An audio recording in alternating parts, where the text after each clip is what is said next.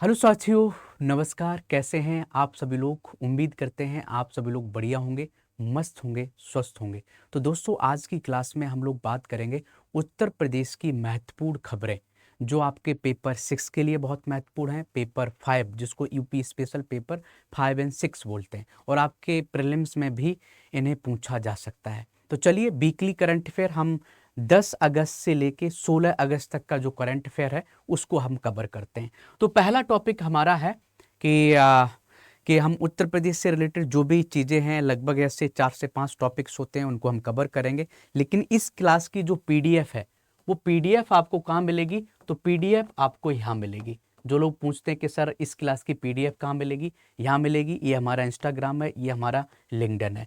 ठीक है, तो पहला हमारा टॉपिक है कि आप देखोगे कि भारत इलेक्ट्रॉनिक्स लिमिटेड, बेल जिसको कंपनी बोलते हैं, कि बेल कंपनी जिसको भारत इलेक्ट्रॉनिक्स लिमिटेड जो कंपनी है, ठीक है, उत्तर प्रदेश के चित्रकूट में एक डिफेंस मैन्युफैक्चरिंग हब बनाने जा रहे हैं। आप देखोगे यहाँ पर क्या क्या किस किस की मैन्युफैक्चरिंग होगी।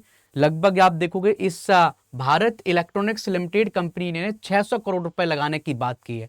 तो प्रीलिम्स में एक तो क्वेश्चन ये बनेगा कि बताओ उत्तर प्रदेश में जो भारत इलेक्ट्रॉनिक्स लिमिटेड कंपनी है वो कहाँ निवेश करेगी 600 करोड़ रुपए? तो आपको पता होना चाहिए चित्रकूट में करेगी। अब बोलोगे सर चित्रकूट में क्या क्या बनेगा? तो चित्रकूट में आपको पता होना चाहिए जो यहाँ बनेगा वो आप देखोगे quick reaction surface to air missile system, मतलब मिसाइल सिस्टम्स यहाँ पर बनेंगे। और देखोगे कुशा एयर डिफेंस सिस्टम बनेगा, जो इंडिया का इंडिजीनियस लॉन्ग रेंज आयरन डोम जो है ना, आयरन डोम की तरह, एक जैसे आयरन डोम हमारा एंटी एयर डिफेंस सिस्टम है, ऐसे हम कुशा एयर डिफेंस सिस्टम बनाएंगे। ठीक है, ऐसे ही रडार सिस्टम्स भी यहाँ पर बनेंगे, रडार सिस्टम्स ही बनेंगे। ऐसे ही आप देखोगे MRO फैसिलिटी जिसको बोलते हैं मेंटेनेंस रिपेयर ओवरऑल, जैसे हमारा एयरक्राफ्ट है उसको उसमें कुछ खराबी हो जाती है तो उसका मेंटेनेंस कहाँ पर होगा, रिपेयर कहाँ पर होगा? तो चित्रकूट में होगा। तो आपको पता है कि भारत में 2 जगह डिफेंस इंडस्ट्रियल कॉरिडोर बन रहे हैं। अब वो 2 जगह कहाँ पर हैं? एक तो तमिलनाडु में, दूसरा उत्तर प्रदेश में। उत्तर प्रदेश में डिफेंस इंडस्ट्रियल कॉरिडोर के 6 नोड हैं, मेनली 6 नोड्स हैं। अब बोलोगे सर 6 नोड कहाँ कहाँ हैं? तो आपने देखा होगा आगरा, अलीगढ़, झांसी, कानपुर, लखनऊ, चित्रकूट। समझ गए? ये 6 नोड हैं जहां पर निवेश किया जा रहा है। ऐसा माना जा रहा है अभी तक यहाँ पर जो निवेश होगा वो 40,000 करोड़ के आसपास निवेश होगा।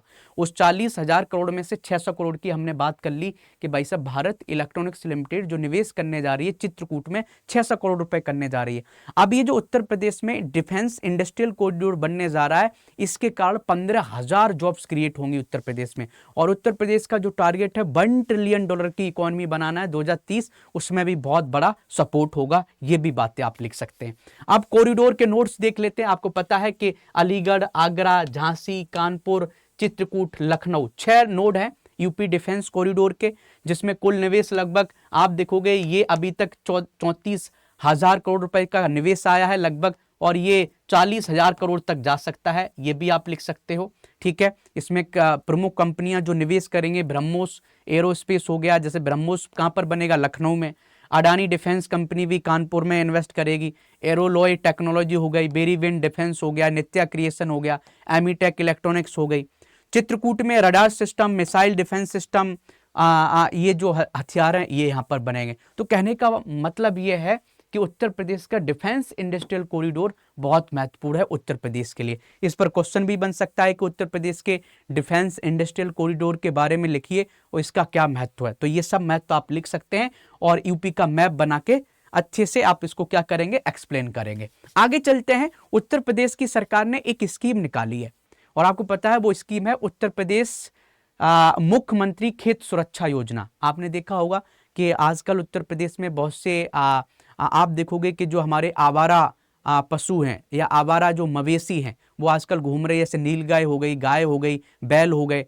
किसी भी किसान की जिस खेत में घुस जाते हैं उस खेत को बर्बाद कर देते हैं। तो उत्तर प्रदेश की सरकार ने बोला है कि हम भाई साहब एक फेंसिंग करेंगे जो किसकी एनर्जी से चलेगा? सोलर एनर्जी से चलेगा। छोटा सा झटका देगा और जानवर उस खेत में नहीं घुसेगा।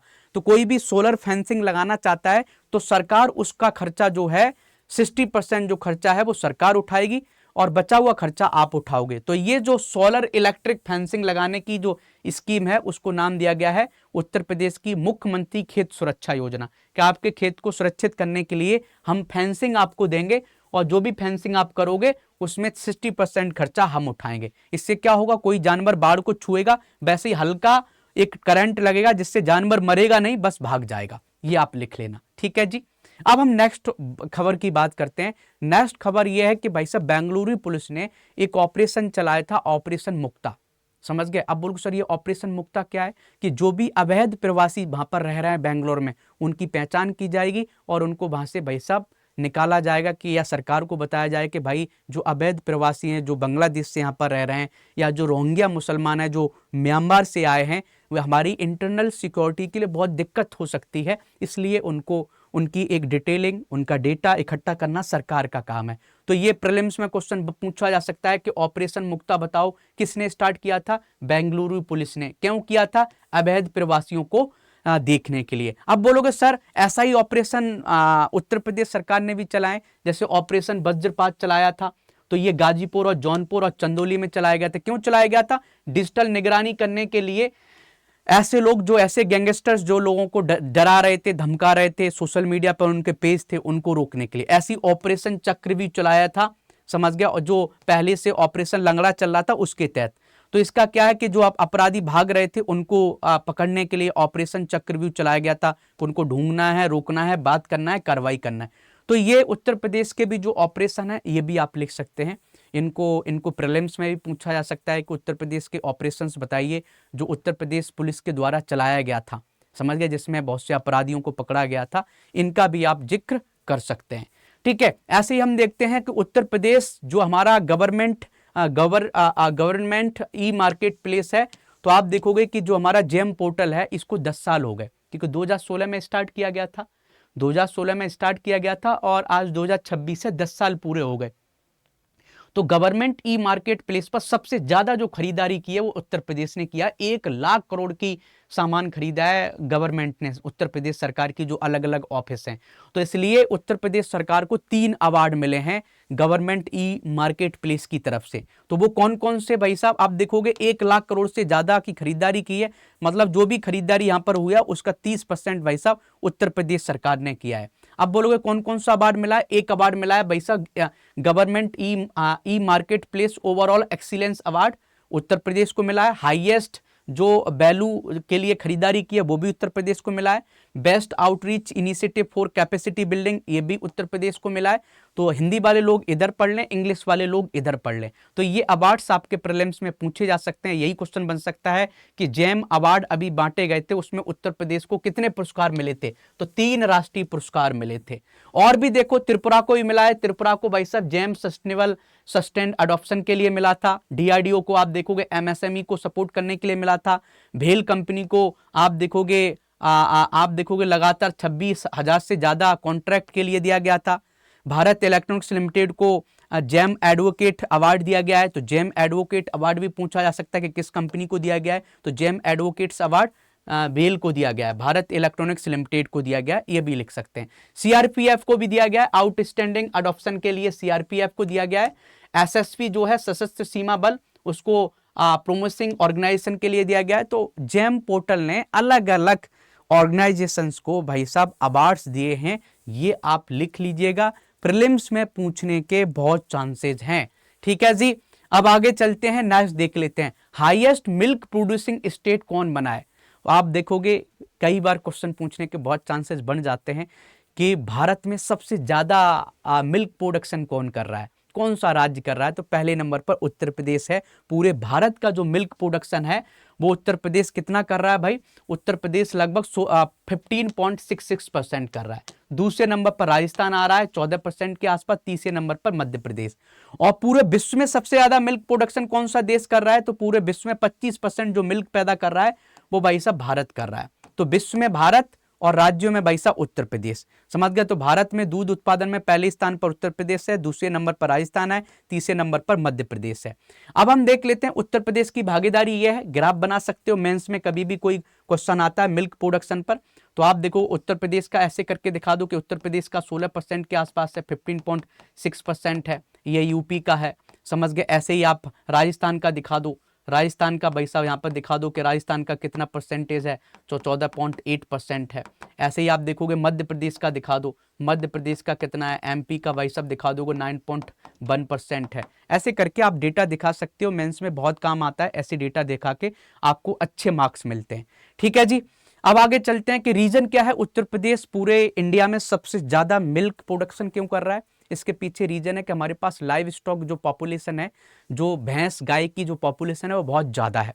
समझ गया। हमारे पास रूरल डेयरी वेस्ट भी बहुत अच्छा है, अवेलेबिलिटी भी हमारे पास एनिमल को खिलाने के लिए जो चारा है उसकी भी अवेलेबिलिटी बहुत ज़्यादा है, क्योंकि उत्तर प्रदेश की जो ज़मीन है, जो सॉइल है वो एलुवियल सॉइल है। समझ गए, जलोढ़ मिट्टी है और यहाँ बहुत उपजाऊ मिट्टी है। हम छोटे से खेत में अच्छा खासा हम चारा प्रोड्यूस कर सकते हैं, जानवरों को रख सकते हैं। और उत्तर प्रदेश के जो किसानों की बहुत बड़ी इनकम इसी डेयरी सेक्टर से निकलती है, इसलिए उत्तर प्रदेश सबसे ज़्यादा भाई साहब मिल्क प्रोडक्शन कर रहा है। और जो गांव के जो लोग हैं उनकी लाइफ को सरल बना रहा है, ये भी आप लिख सकते हैं। ठीक है जी।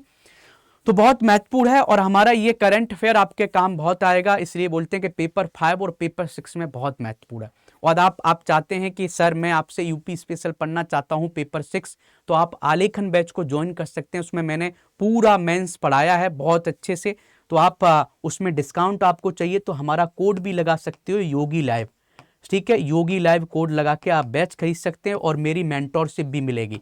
आप कोई भी योगी लाइव कोड लगाता है तो आप मुझे टेलीग्राम पर मैसेज करिए कि सर हमने आपका कोड लगाया है, हमें गाइडेंस चाहिए, हम आपको गाइड करेंगे। अब बोलोगे सर टेलीग्राम पर कहाँ मैसेज करें आपको, तो टेलीग्राम पर आप मुझे मैसेज कर सकते हो, कहाँ पर, @IIT BHU 13065078 पर आप मुझे मैसेज कर सकते हैं। तो ये मुझे टेलीग्राम पर आप यहाँ मैसेज कर सकते हैं। ठीक है, चलो भाई अगले टॉपिक की हम बात करते हैं। अगला टॉपिक हमारा क्या है, अगला टॉपिक है हमारा रामनाथ कोविंद जी की बायोग्राफी आई है, उसका नाम बता दो। तो ये नरेंद्र मोदी जी ने इसका विमोचन किया था। तो Triumph of the Indian Republic, my life my struggle, ये किसकी आत्मकथा है, ये हमारे रामनाथ कोविंद जी जो फॉर्मर राष्ट्रपति रह चुके हैं, 14वें राष्ट्रपति रह चुके हैं, उनके ऊपर लिखी गई है। ये भी पॉइंट आप लिख सकते हैं। अब बोलोगे ये रामनाथ कोविंद जी के बारे में बता दो, 14वें राष्ट्रपति रह चुके हैं। ठीक है, और आप देखोगे सेकंड दलित प्रेसिडेंट थे, ये भी पॉइंट आप याद कर लोगे। इनका जन्म 1 अक्टूबर 1945 को कहां पर हुआ था, कानपुर में हुआ था, कानपुर देहात उत्तर प्रदेश में हुआ था। इससे पहले ये गवर्नर भी रह चुके हैं बिहार के, तो ये जानते हो, तो रामनाथ कोविंद जी के बारे में पढ़ लीजिएगा। अब आगे चलते हैं, एक पॉइंट की हम बात करते हैं। अभी नासी यंग साइंटिस्ट अवार्ड दिया गया है, तो आप बोलोगे किसको दिया गया है, तो नासी यंग साइंटिस्ट अवार्ड मतलब किसको दिया है, प्रोफेसर कार्तिकेयन लंका जी को मिला है। ये Indian institute of technology IIT Bombay के हैं और इनको नासी यंग साइंटिस्ट अवार्ड मिला है। तो क्वेश्चन पूछा जा सकता है कि भारत की राष्ट्रीय विज्ञान अकादमी मतलब national academy of science India, समझ गए, नेशनल अकेडमी ऑफ साइंस, तो भारत की राष्ट्रीय विज्ञान अकादमी देश की प्रमुख विज्ञान अकादमी से एक है। इसकी स्थापना 1930 में हुई थी और इसका मुख्यालय कहां पर है, प्रयागराज उत्तर प्रदेश में। तो ये क्वेश्चन पूछा जा सकता है कि नासी का हेडक्वार्टर कहां पर है, तो नासी का हेडक्वार्टर की हम बात करें तो प्रयागराज उत्तर प्रदेश में है। और नासी एनुअल सेशन लेता है, समझ गया, वेरियस एकेडमिक अवार्ड देता है। और इस बार जो नासी का अवार्ड दिया गया है कार्तिकेयन लंका जी को दिया गया है, जो IIT बॉम्बे में भाई साहब प्रोफेसर है। तो यहाँ क्वेश्चन पूछा जा सकता है नासी के ऊपर, तो राष्ट्रीय विज्ञान अकादमी के बारे में आप पढ़ लीजिएगा और इसको जरूर लिख लीजिएगा। ठीक है, अब नेक्स्ट हम बात करते हैं कि incentives for UP medal winners eight Glasgow Commonwealth games. तो ग्लासगो कॉमनवेल्थ गेम्स में जिन्होंने भी भाई साहब मेडल जीता है, उत्तर प्रदेश सरकार ने बोला हम तुमको पैसा देंगे, हम आपको भाई साहब जॉब भी देंगे। तो किस किस को मिला है, जैसे आप देखोगे कि कोई भी गोल्ड मेडल जिसने जीता है, जैसे अस्मिता डे ने गोल्ड मेडल जीता है, तो इनको भाई साहब 1.5 करोड़ रुपए का इनाम दिया गया है। समझ गया। गुलबीर सिंह ने भाई साहब सिल्वर मेडल जीता है तो 75 लाख रुपए दिया गया, ब्रॉन्ज मेडल वाले को 50 लाख रुपए दिया जाएगा। तो कहने का मतलब किस किस को कितना पैसा दिया गया है, तो ग्लासगो में जिन्होंने भी भाई साहब मेडल जीता है, उत्तर प्रदेश सरकार ने बोला है कि अस्मिता डे ने जूडो में जीता है 1.5 करोड़ रुपए, गुलबीर सिंह ने भाई साहब रजत जीता है 75 लाख रुपए, गुलबीर सिंह ने ब्रॉन्ज जीता है 50 लाख रुपए, प्रियंका गोस्वामी ने 10 किलोमीटर वॉक किया तो इनको 5 लाख रुपए, रोहित यादव जी को 5 लाख रुपए, पारुल चौधरी जी को 5 लाख रुपए, एथलेटिक्स के लिए 5 लाख रुपए, मुक्केबाजी के लिए 5 लाख रुपए।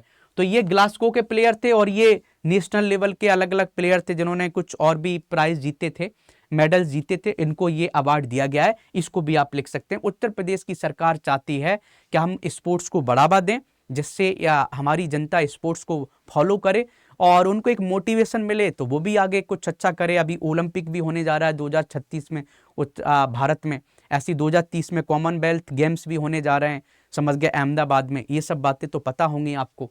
ऐसे ही देखोगे बांसगांव जो है, बांसगांव, तो बांसगांव एक नीति आयोग की रिपोर्ट आई है एस्पिरेशनल ब्लॉक प्रोग्राम।